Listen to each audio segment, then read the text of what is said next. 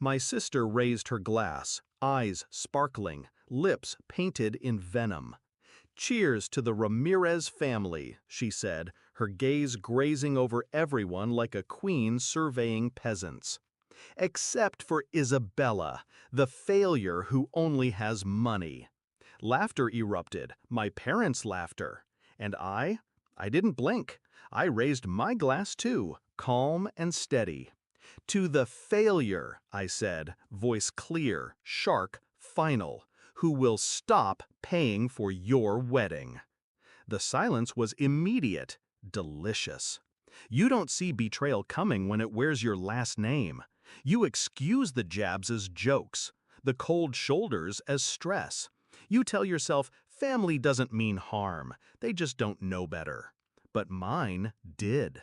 Natalia was always the favorite, beautiful, loud, dazzling in ways that burned others just to be near her.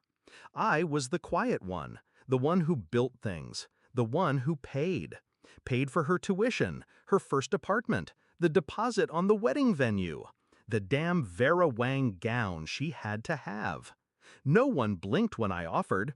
They just said thank you and spent more. It started with the cake.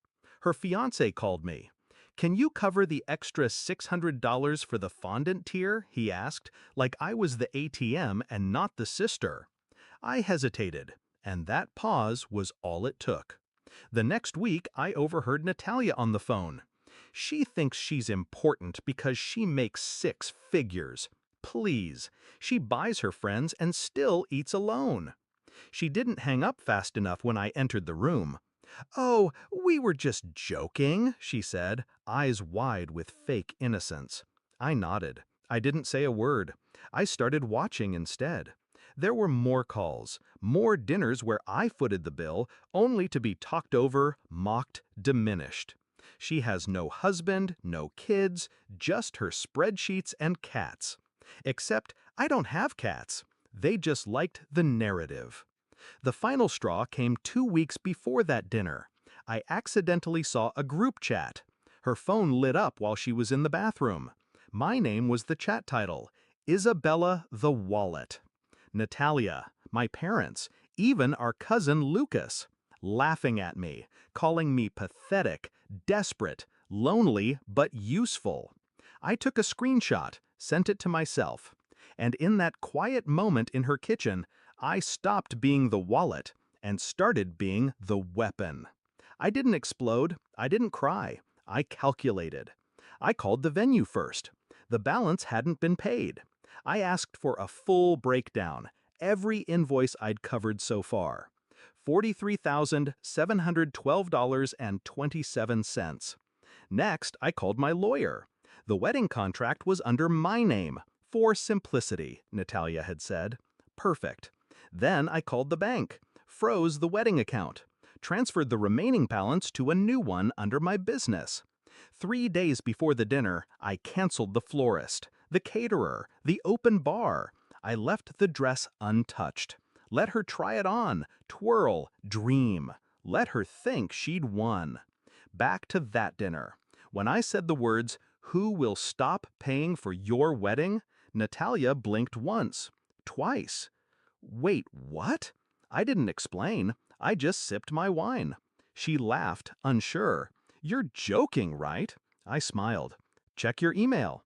A moment later, her phone buzzed. Then her fiancé's, then my mother's.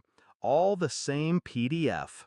Notice of withdrawal, Ramirez wedding funding termination. Attached, every receipt, every cancellation notice, every clause highlighted in red. My sister's face drained. My mother spoke first. "Isabella, this is a family event." "No," I said, "this is a charity event I no longer fund." The next 24 hours were loud. 83 missed calls, voicemails, threats, pleas, rage. I answered none. Natalia showed up at my building. Security turned her away. She emailed, "You ruined my life." I replied, "No, I just stopped financing the lie you were living." The wedding was postponed, then downsized, then quietly canceled. Their engagement didn't survive the storm. Turns out, love built on entitlement doesn't last long when the money disappears. My parents stopped speaking to me. Publicly, they claimed I'd overreacted. Privately, they begged me to reconsider. I didn't. People ask if I regret it. No, because there's power in silence, in watching, in knowing exactly when to strike. They wanted to call me a failure? Fine. Then I'll be the kind of failure who doesn't pay for people to mock her. The kind of failure who builds empires while others build group chats. I still have the screenshot saved, not out of bitterness, out of clarity. Sometimes blood isn't thicker than self-respect, and sometimes the quiet one burns the loudest. Cheers to that.